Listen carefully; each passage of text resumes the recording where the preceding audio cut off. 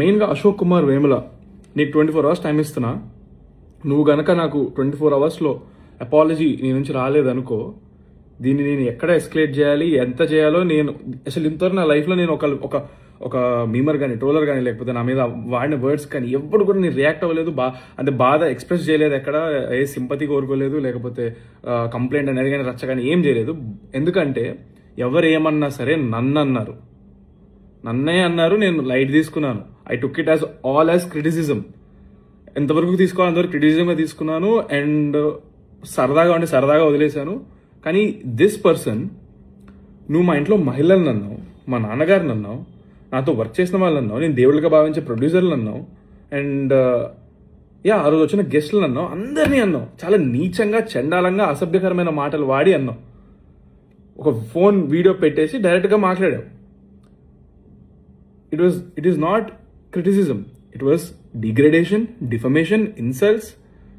నీకుందిరా రే, నేను ఆల్రెడీ మాట్లాడుతున్నా లాయర్లతో. ఫస్ట్ టైం సీరియస్ తీసుకొని నేను ప్రాపర్ వేలో వెళ్తాను. ఇలాగ నేను ఫోన్ ఉంది కదా అని పొద్దున్న లేచేసి ఇట్లా పెట్టేసి మాట్లాడేసి చండాలం చేయడం కాదు. బుర్రు ఉంటే ప్రాపర్గా, కన్స్ట్రక్టివ్గా, ప్రోగ్రెసివ్ వేలో వెళ్ళాలి. నీకు నిజంగా నీకు మనోభావాలు హట్టే, ఇది ఒక సమాజం నువ్వు ఒక లీడర్గా ఫీల్ అయ్యి ఏదో స్టాండ్ తీసుకుందాం అనుకుంటే, తీసుకునేది ఏదో సరిగ్గా తీసుకో. అర్థమవుతుందా? Thank you. And Ashok Kumar Vemula, 24 hours, you better send me an apology. అందరికీ నమస్కారం. గత 4 రోజులుగా ఇంటర్నెట్లో, సోషల్ మీడియాలో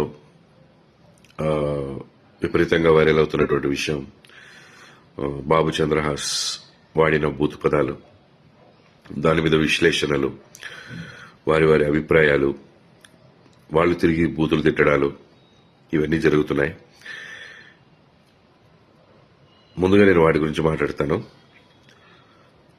బూతులు మాట్లాడడం అనేది పబ్లిక్గా నేనైనా, నా కొడుకైనా, ఎవరైనా సరే తప్పే. డెఫినెట్గా దాన్ని ఎంకరేజ్ చేయను. అండ్ ఇది ఫంక్షన్లో ఆ రోజు నేను సగం పాట అయిన తర్వాత అక్కడికి ఎంటర్ అవ్వడం జరిగింది. ఎంటర్ అయిన తర్వాత, పాట అయిపోయిన తర్వాత మా బాబుతో చెప్పడం జరిగింది, నాన్న ఇలాంటివి పబ్లిక్గా వాడకూడదంటే, సరే daddy next time I don't repeat అని చెప్పాడు. అది ప్రైవేట్గా చెప్పడం జరిగింది, నాట్ పబ్లిక్గా. సో బాగుంది, అక్కడితో అయిపోయింది అది. బట్ అది లైవ్ కాబట్టి లైవ్ కొన్ని ఛానల్స్లో వెళ్ళిపోయింది. బట్ అప్పుడు లైవ్ చూస్తున్న వాళ్ళు తక్కువ మందే ఉన్నారు, ఒక 1000 people ఉండుంటారు మొత్తం చూసిన వాళ్ళు. దాన్ని ముక్కగా కట్ చేసి మిగతా వాళ్ళు కెమెరాల ముందుకొచ్చి ఇది వినండి అని చెప్పి వినిపించారు. నా విన్నపం ఒకటే, మీరు తప్పు చేసిన వాడిని శిక్షించాలనుకోవడం తప్పు కాదు, కానీ ఆ ఇదిలో పడి మనం ఇంకో తప్పు చేస్తున్నాం, ఇంకా ఎక్కువ మందికి వినిపిస్తున్నాం వినకూడని మాటల్ని. అది చేయకుండా ఉంటే బాగుండి అనిపించింది. నేను ఓకే, మనం బాధ్యతగా ప్రవర్తించాలి అని అనుకున్నప్పుడు సమాజం పట్ల, ఎక్కువ మందికి ఇది వినకూడదు, ఎక్కువ మంది ఇది వింటే పాడవుతారని ఫీల్ అవుతున్నప్పుడు దాన్ని తీసుకొచ్చి మళ్ళీ మనం వీడియో ముందు వినిపించడం అనేది అవసరం లేదు. దానికి లీగల్గా మనం ఏ యాక్షన్ తీసుకోవాలో తీసుకోవచ్చు, మనం ఎలా బుద్ధి చెప్పాలో చెప్పొచ్చు, ఇదంతా చేయొచ్చు. ఆ వీడియో చూపించి మాట్లాడడం ఒకటే కాదు, దాంట్లో 2-3 బూతులు ఉంటే మనం 20-30 బూతులు మాట్లాడుతున్నాం, 100 బూతులు మాట్లాడుతున్నాం. దయచేసి మేల్కోండి. సమాజాన్ని ఉద్ధరిద్దాం అనే ఒక ఉద్దేశంతో బయలుదేరి సమాజానికి ఇంకా నష్టం చేస్తున్నామేమో, అది ఆలోచించండి. అండ్ ముఖ్యంగా అక్కడ నా భార్య కానీ, నా కూతురు కానీ లేరు, వాళ్ళు చెన్నై షూటింగ్లో ఉన్నారు.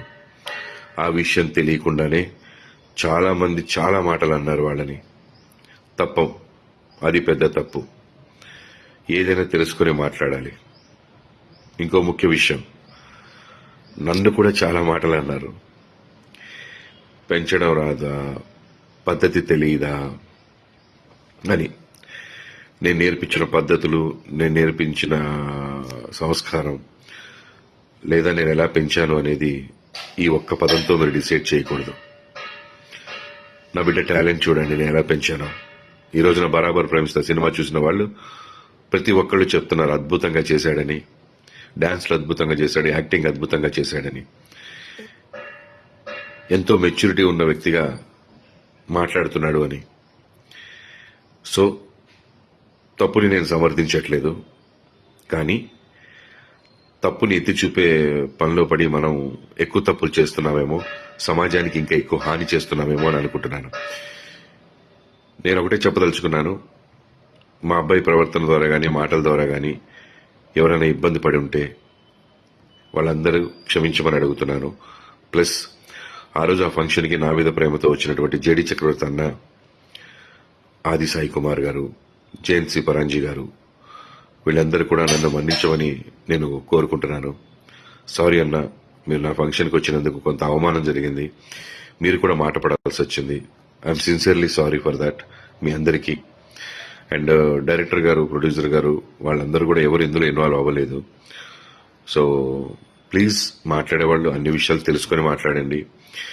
ఒక విషయం తెలుసుకొని మిగతా విషయాలన్నీ మాట్లాడకండి, లేదా దాని గురించి మాట్లాడండి.